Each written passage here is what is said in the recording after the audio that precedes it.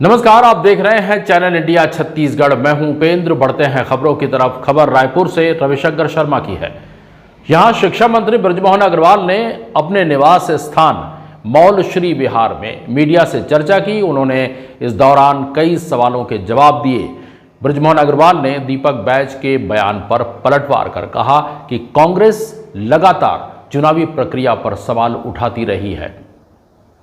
कांग्रेस जहां जीतती है वहां उन्हें ईवीएम में खराबी नजर नहीं आती और जहां हारती है वहां ये लोग ईवीएम पर ही सवाल उठाते हैं। अब इनका लोकसभा चुनाव में सूपड़ा साफ होने वाला है तो फिर ईवीएम पर सवाल उठा रहे हैं। चुनावी प्रक्रिया पर सवाल उठाना मतलब देशद्रोह के समान है।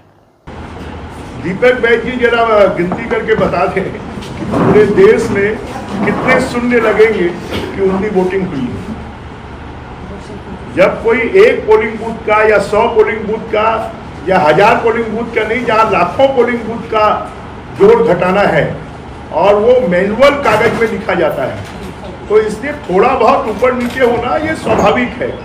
परंतु अगर दीपक बैज जी कर्नाटक में आप जीते तब आपको ईवीएम याद नहीं आई, आप तेलंगाना में जीते तब आपको ईवीएम याद नहीं आई, आप हिमाचल में जीते तब आपको ईवीएम याद नहीं आई, जब आपका सुपड़ा साफ हो रहा है तब आपको ईवीएम याद आ रही है। और मैं तो कहता हूं कि देश की चुनावी व्यवस्था पर किसी भी प्रकार का प्रश्न उठाना वो देशद्रोह के समान है।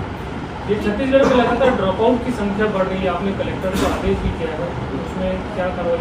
देखिए, ड्रॉप आउट नहीं बढ़ रहा है। अगर आप देखेंगे तो वो बच्चे, क्योंकि आज सामान्य से सामान्य आदमी, गरीब से गरीब आदमी अपने बच्चों को अच्छी स्कूलों में पढ़ाना चाहता है और इसलिए वो बच्चे सरकारी स्कूलों से निकलकर निजी स्कूलों में चले जाते हैं जिसका कोई रिकॉर्ड नहीं होता है और उसके कारण ये संख्या हमारे पास में आती है।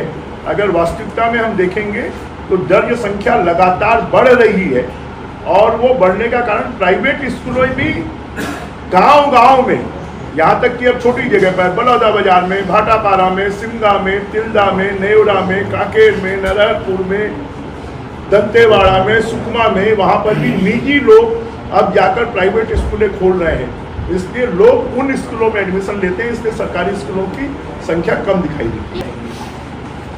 देखिए, भारतीय जनता पार्टी, हमारे देश के प्रधानमंत्री जी ने 2047 में भारत विकसित भारत बने और उसी के अनुरूप 2047 में छत्तीसगढ़ भी विकसित छत्तीसगढ़ बने और इसलिए 2047 तक हमारा छत्तीसगढ़ कैसा होगा उसका विजन डॉक्यूमेंट तैयार करने की तैयारी चल रही है और वो विजन डॉक्यूमेंट छत्तीसगढ़ एक गौरवशाली छत्तीसगढ़ बने, एक रोजगार युक्त छत्तीसगढ़ बने, सिंचाई युक्त छत्तीसगढ़ बने, विकसित छत्तीसगढ़ बने, इंफ्रास्ट्रक्चर अच्छा हो, उसको ध्यान में रखकर विजन डॉक्यूमेंट तैयार होगा।